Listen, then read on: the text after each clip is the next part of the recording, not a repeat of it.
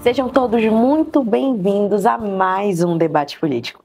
Hoje nós estamos aqui com esse programa muito especial, falando sobre uma pauta que interfere na sua vida, na minha vida, na nossa vida como coletividade e sociedade. Economia.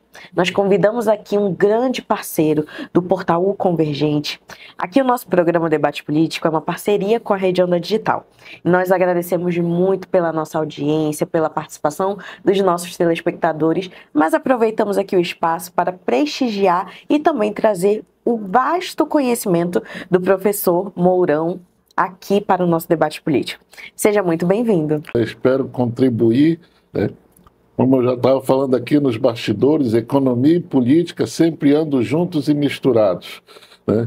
E principalmente nesse momento, né, que está, vamos colocar assim, essa pressão toda, né, por causa do tarifaço, aquelas questões da Zona Franca de Manaus, né, e como é que vai ficar a nossa economia.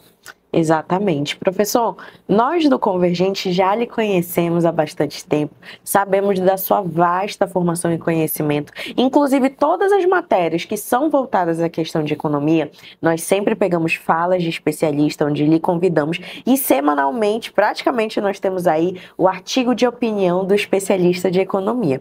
Mas agora, para a nossa audiência do debate político, permita o senhor se apresentar, trazer um pouco da sua trajetória, da sua área de atuação. Vamos lá, eu sou formado em economia, né? Tenho 5 pós-graduações, né? Desde a área de finanças, logística, engenharia de produção, docência do ensino superior e também, né, tenho uma pós de Zona Franca de Manaus. Tenho mestrado pela Universidade Federal do Pará, em engenharia de processos, né? E sou doutorando pela PUC do Paraná, né? Estou nessa luta aí do doutorado, né? E sou professor de economia da Universidade Newton Lins, né? Que agora, recentemente, né, me já colocaram agora no posto, eu sou coordenador do curso de economia. E trabalho na área de consultoria econômica na Assis Mourão Consultoria Econômica. Fazemos projetos de incentivo fiscais tanto para a Sulframa, SEDECT, BASA, Sudam, né? E eu atuo também junto com a minha irmã, que é a Bianca Mourão, também economista, né? E do meu querido pai, Assis Mourão, professor, economista, professor aposentado da UFAM, né? E trabalho nesse ambiente familiar, né? Tenho casado, 2 filhos, né? Meu filho mais velho é nutricionista e a minha filha mais nova é veterinária, né? E tenho 3 meninas salsichas, né? Que são meus dogs, que é minha alegria em casa, né? São minha válvula de escape, tá? E a minha netinha, né? Filha do Fete Mourão, né? Que é a Maria Júlia Mourão, né? E que, né, vamos dizer assim, bagunça, né, o que está arrumado. E é essa, né? Essa é a minha vida, né? De docente, de consultor na área de economia, né? Já fui presidente do Conselho Regional de Economia, né, durante 3 mandatos, 2019, 20 e 21. E em 22 eu fui eleito economista do ano, né, pelo próprio Conselho, pelo Conselho Regional de Economia, né, e já atuo nessa área já, né, em alguns momentos, né, porque assim, né, eu costumo dizer para os meus alunos, né, que eu sou um apaixonado pela minha formação.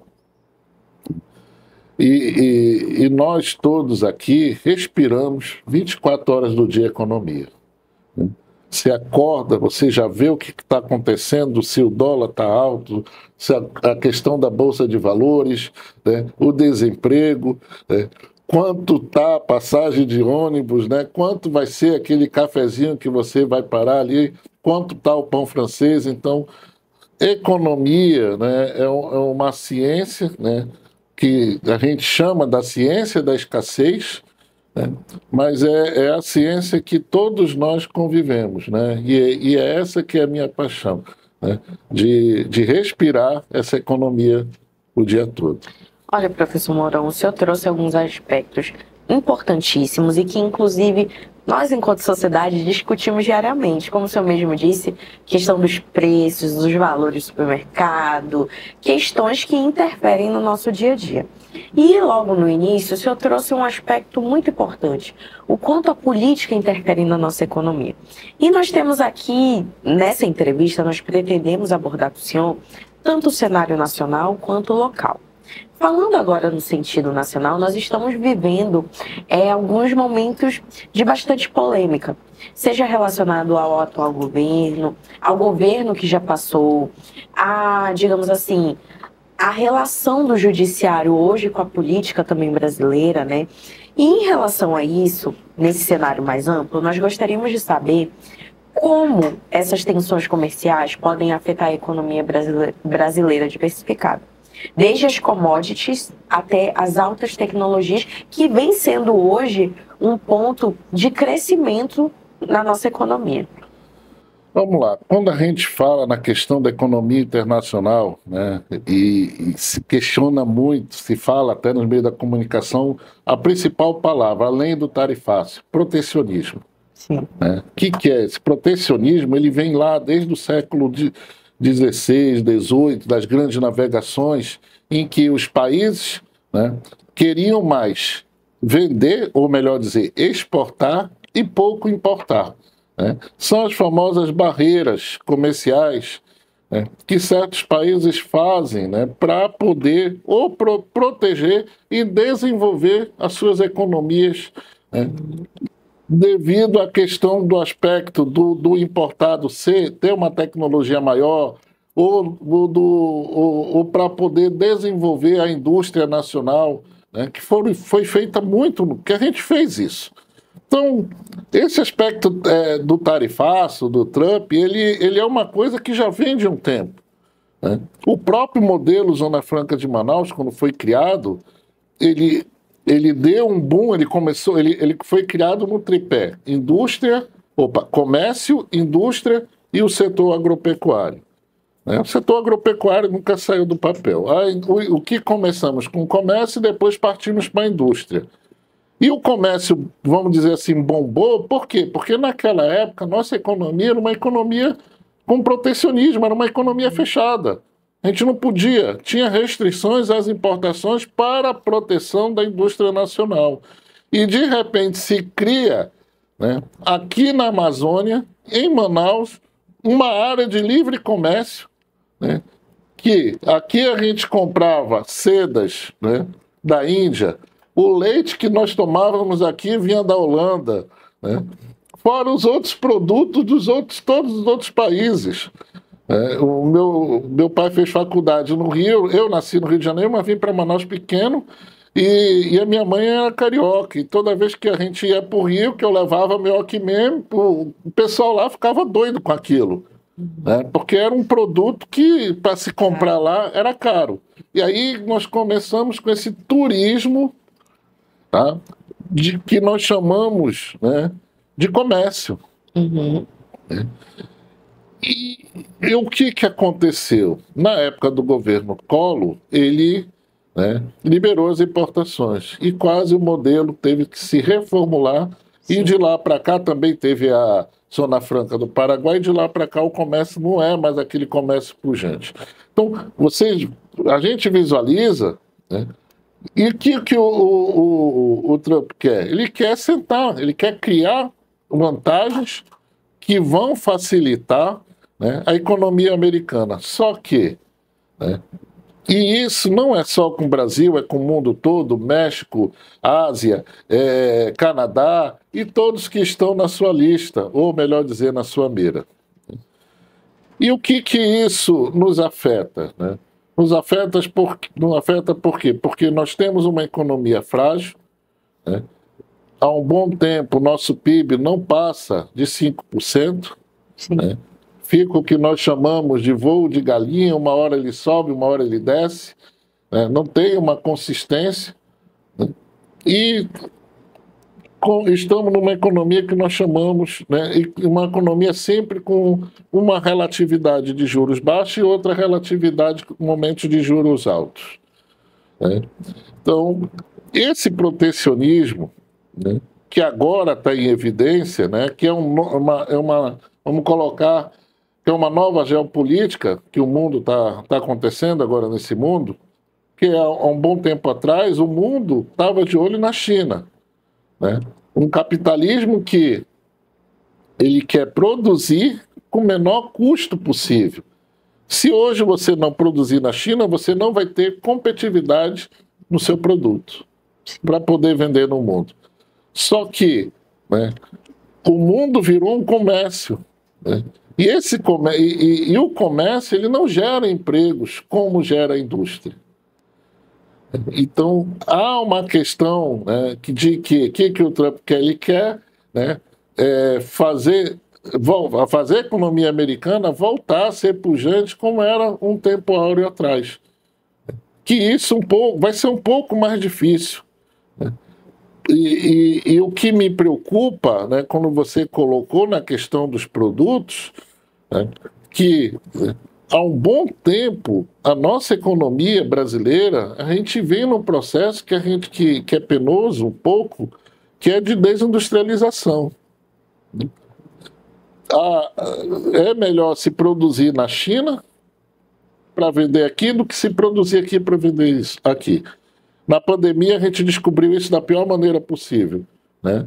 A gente descobriu que não fabricávamos luva, não fabricávamos máscara, mas, meu Deus, máscara, luva, não é um processo de fabricação, até vamos colocar assim, não muito, né, complexo, né? Mas por quê? Porque o custo para produzir uma luva aqui não tinha como competir com a luva que vinha de fora. Sim. Então, é esse aspecto que nós encontramos hoje e que essa nossa economia está, né, e que vai ser a nossa nova tendência, né? E também vai depender do que nós vamos negociar, né, na mesa, né, com os americanos. Perfeito. Em relação a essa negociação, o presidente Lula já fez algumas colocações políticas relacionadas a essa questão da taxação, mas eu acho muito importante a gente trazer de antemão aqui para o nosso público, porque como nós estávamos conversando aqui nos bastidores, às vezes a comunicação ela traz algumas informações e a população fica um tanto quanto perdida. Já está vigente a taxa, já foi tarifado, como é que está essa situação? Então as primeiras coisas que eu quero saber é assim, a partir dessa tarifa de 50%, quais são os principais impactos que nós vamos ter de uma forma nacional e local? E se já está vigente ou quanto tempo levará para se tornar vigente? A carta que os Estados Unidos mandou para o Brasil, né, ele coloca a partir do 1º de agosto. Uhum. Mas o governo brasileiro, né, está já tentando fazer uma negociação. Se critica que quem tem que partir dessa negociação direta seria o próprio presidente Lula com o presidente americano. Por enquanto ainda não está acontecendo, né? É uma das principais críticas, tá? E aí, o presidente Lula, como eu disse, eu estava até brincando aqui, né, também, né, nos bastidores, que economia e política sempre vão estar juntos e misturados. Mas tem que se tomar cuidado que decisões, né, puramente por uma questão nacional, que ele está puxando o lado, que eu particularmente fico preocupado, a questão do nacionalismo, mas brigar com a maior economia do mundo e o nosso segundo parceiro comercial, né, isso vai nos causar um dano grande, né? Ou como também fazer a gente direcionar a nossa política e economia para a China. Então, são dois aspectos geopolíticos totalmente diferentes que nós temos que pensar, né? De um lado, o que eu consigo, que eu convido com as informações, que é assim, né? Eu achei até engraçado isso. Vamos colocar um exemplo, o café, né, que já está com preço alto, né? E aí foi colocado até nos meios de comunicação, na própria internet, dizendo que se taxar, vai até ficar melhor para os produtores de café, porque o preço já está alto, né? E 1/3 ou mais consumido nos Estados Unidos é café brasileiro.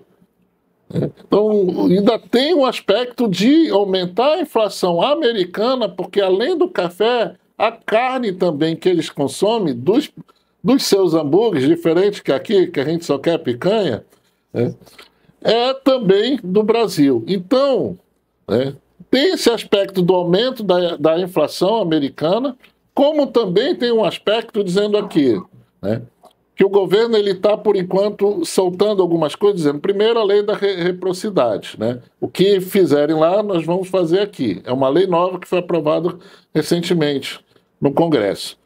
O segundo aspecto é tentar diversificar o mercado, que aí eu já acho que, como é que você vai para uma mesa de negociação se você já está vendo, olha, como eles falaram, se a gente não conseguir vender essa carne aqui para os Estados Unidos, nós podemos conseguir um mercado mais na Ásia, na Arábia Saudita, né? Então ele já está procurando uma válvula de escape. Mas tem determinados produtos, né, que somente o mercado americano compra, né, com grande quantidade. Um deles é o suco de laranja, ou melhor dizer, laranja. Essa laranja, a maior parte, mais de 70% da produção nacional, vai para os americanos. Então, aonde nós iríamos encontrar um outro mercado, né, que pudesse consumir essa quantidade? Né? E tem a questão também que a gente vende também para eles com alto valor agregado, né, que é aviões. Então, de um lado nós temos que talvez não se consiga, se a gente for partir para a questão da reciprocidade, né, bater de frente, nós vamos ter um impacto muito maior nisso, principalmente, né, de inflação alta e dólar alto, né? E, por um outro lado, né, nós não vamos conseguir escoar parte dessa produção, que a maior parte é comprada por eles. Né? Lembrando, como eu falei nos bastidores, a história do café na crise de 1929, na Grande Depressão, em que nós ficamos com uma grande quantidade de café que, por uma determinada atitude histórica de Getúlio Vargas, né, e heróica, mandou queimar. Né? Será que nós vamos ter que queimar, né, laranja? E por outro lado, assim, que é um negócio tão amplo, né, que agora eles colocaram o Brasil na questão da justiça, né, no âmbito comercial, se questiona também a questão do PIX. Sim. Que é o nosso meio de pagamento eletrônico, mas o Brasil é pioneiro nisso, mas também tem outros países que também têm um sistema parecido com o PIX, muito antes do PIX também, né? E ele coloca a questão da Big Techs, né, que é o sistema de pagamento eletrônico dos americanos, mas só que lá é pago, e o nosso PIX, ele é uma maneira, vamos colocar, ele é de graça, né, não gera taxa. Então, assim, né, nós temos assim que a questão é sentar e tentar negociar. Né? 10% nós já estamos, desde quando ele começou a tarifar. Né? E no primeiro dia do mandato do Trump, eu achei interessante que falaram, a frase dele, né, que os Estados Unidos não precisa, né, do Brasil, né? O Brasil que precisa dos Estados Unidos. Então, é assim, né? É um aspecto muito direto, né? E no meu entendimento, há uma grande questão em que vai ter que se deixar o ego de lado, né, e tentar negociar essa situação, fora das questões políticas, que não é minha praia. Né? E aí você perguntou na questão regional, né, daqui do nosso modelo Zona Franca de Manaus. Né? Diretamente o modelo ele não seria afetado porque a gente importa pouco dos Estados Unidos. Sim. Né? São maioria, acho que setor termoplástico que importa, né? E mesmo assim nós temos uma redução no incentivo, no imposto de importação que daria um efeito quase nulo nessa situação. Só que o nosso modelo, a gente importa de outros países, o modelo ele é importador, a gente fabrica e vende para o mercado interno, né? E nós dependemos desse mercado interno que tem que estar numa economia, digamos assim, saudável, né? Urgente, né? O consumidor ele tem que estar bem para poder comprar micro-ondas, poder comprar celular, poder comprar ar-condicionado, né? E se a economia não estiver bem, com juros altos, inflação alta, isso vai nos prejudicar, né? Que é o que pode acontecer se a questão do tarifaço acontecer. Então, no aspecto maior, né, nós podemos, ou indiretamente, como estava no meio de comunicações falando, indiretamente nós podemos ser prejudicados. Perfeito. Agora, uma outra coisa que eu gostaria de conversar um pouco é em relação ao IOF. Nós estamos vendo, acompanhando a questão do aumento, mas assim, a população ainda tem aquela dúvida. Porque é uma coisa que nós sempre conversamos, né, professor?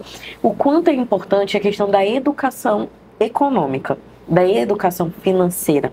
Então, trazer esse contexto e essas informações é além de política, além de um meio de transformação social, também é educação. Sim. Então, em relação a isso, quais são os efeitos do aumento do IOF para os brasileiros? Vamos lá. Primeiramente, né, que é o imposto sobre a organização financeira, tá? E ele é um imposto que ele tem uma prerrogativa diferente. Ele é um imposto que não é para arrecadar. Ele é um imposto que ele é para regular. Uhum. Tem alguns momentos que você precisa, né, digamos, né, tentar segurar alguns mecanismos da economia, né, para que ela entre nos eixos, né, e no caminho para que a gente chama, né, para a disparada da inflação, né, ou para, de repente, a economia cair numa recessão. Tá? E aí o IOF ele foi criado para isso. Né? Eu me lembro uma vez que minha primeira entrevista a nível nacional saiu no Jornal Nacional. Minha primeira entrevista foi sobre o IOF, né? Que aumentaram o IOF sobre as operações com cartão de crédito, né, internacional. Né? O que acontecia? Naquela época o dólar estava tão baixo, né, que estava tendo um fluxo grande de viagens de brasileiros viajando, gastando dólar, né, e simplesmente o dólar acabou. Né? Acabou, quer dizer, não tinha dólar na praça em espécie para poder dar para quem fosse nas casas de câmbio não encontrar moeda para comprar. Sim.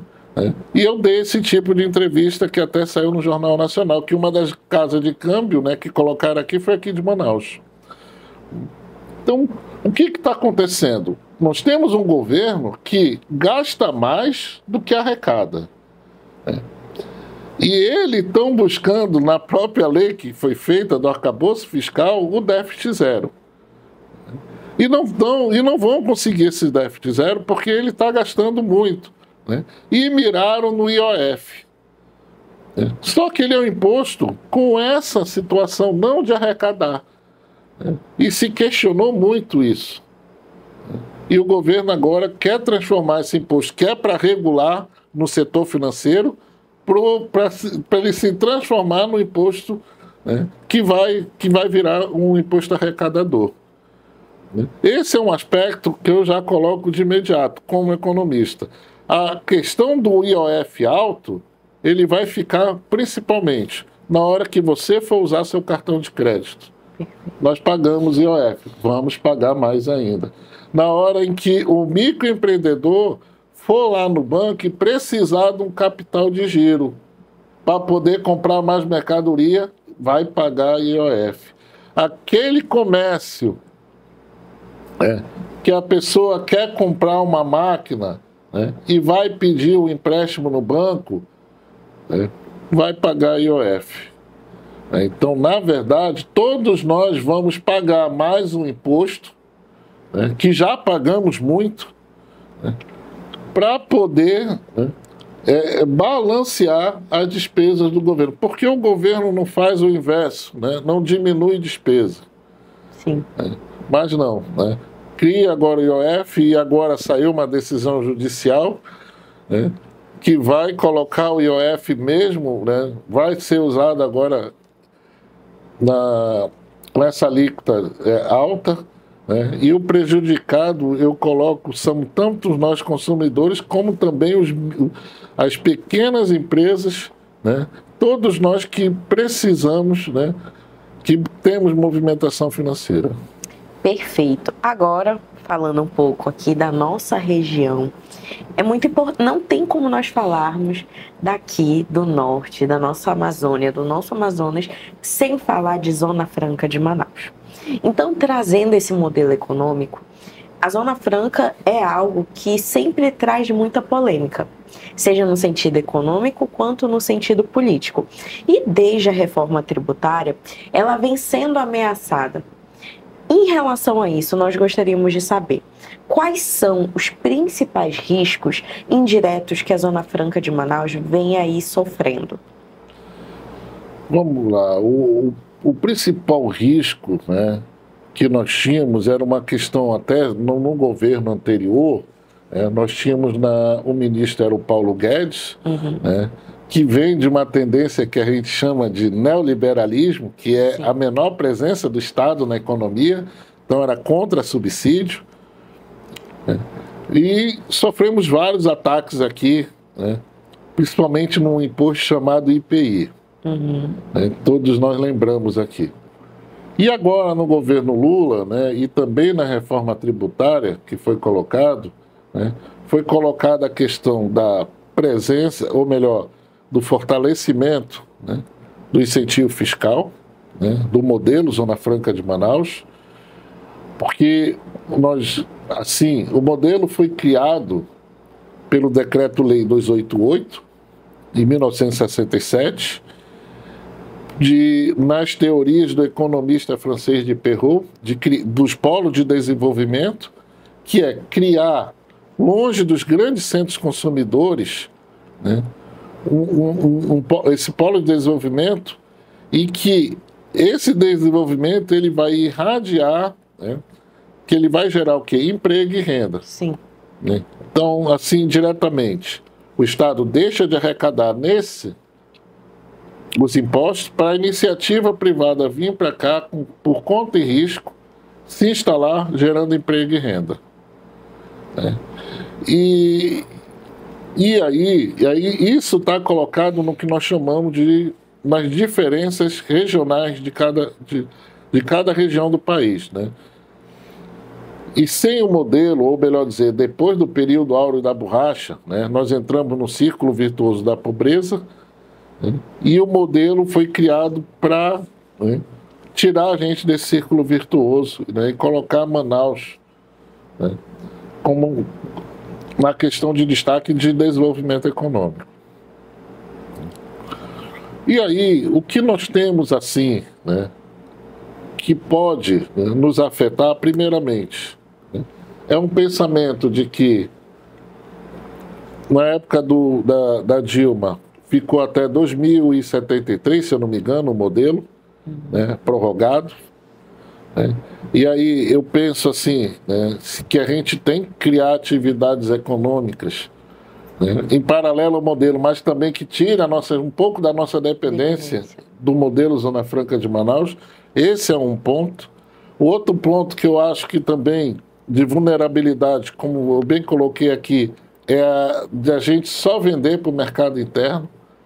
Eu acho que eu até coloquei numa dos meus artigos aqui no Portal Convergente, eu coloquei essa situação que nós tínhamos que olhar também o mercado externo, ser exportador, né? E para exportar tem que ser feito um planejamento de longo prazo. Né? E um outro ponto aqui, como eu gosto de ser polêmico, né? Que é, apesar da reforma tributária preservar a Zona Franca de Manaus, Mas tem um ponto na reforma tributária que eu me preocupo, né? Que é ela assim, né? Na questão do IPI. Qualquer produto produzido aqui, se alguém for querer produzir fora de Manaus, vai pagar IPI. E isso foi uma das medidas que criaram, né, também para proteger a Zona Franca de Manaus. Perfeito. Tá? Só que eu vejo uma situação aí. Qual é? Para se produzir aqui, tem que ter PPB. Então, nas criações do PPB, que uma parte ela é feita na SUFRAM e a outra é enviada para Brasília, lá no Ministério da Ciência e Tecnologia, e depois vai para as audiências públicas, eu tenho uma preocupação que os PPBs agora vão ser mais rigorosos. Então, eu acho uma preocupação aí. Já que, se um PPB for aprovado, quer dizer que o produto pode ser produzido aqui. Se produzido aqui, não vai. Se produzir fora, vai pagar IPI. Então, eu tenho certeza, né, que isso, né, é um ponto negativo quando a gente olha a questão da reforma tributária. Tá? Professor Mourão, nós estamos muito felizes aqui com a sua participação. Tenho certeza que esse programa virá a ser necessário mais vezes. Eu acredito que até eu falei demais aqui. Não, jamais, porque, como nós estávamos falando aqui, economia é um meio também de educação. E tudo que foi dito aqui foi mais do que essencial. Mas, infelizmente, o nosso tempo ele vai finalizando. Mas antes de nós terminarmos aqui, eu também vou deixar um espaço para o senhor, deixar uma mensagem para o nosso telespectador, no sentido de quais atenções e cuidados que o senhor acha que o brasileiro tem que ter, principalmente nesse momento tão delicado da nossa economia. A maior preocupação que todos nós temos que ter, principalmente a cautela, né? Olhar a questão que nós estamos no momento com uma Selic alta, estamos também com uma inflação já no teto da meta, né? E isso inspira muitos cuidados, principalmente na questão da educação financeira, né? Tenha o seu controle financeiro, coloque tudo que você recebe, tudo que você gasta. Tem também aplicativos que você pode baixar, colocar no celular, no tablet, né? Porque economia é saúde, né? E quanto mais você for organizado financeiramente, né, melhor vai ser o seu crescimento, tanto profissional como individual.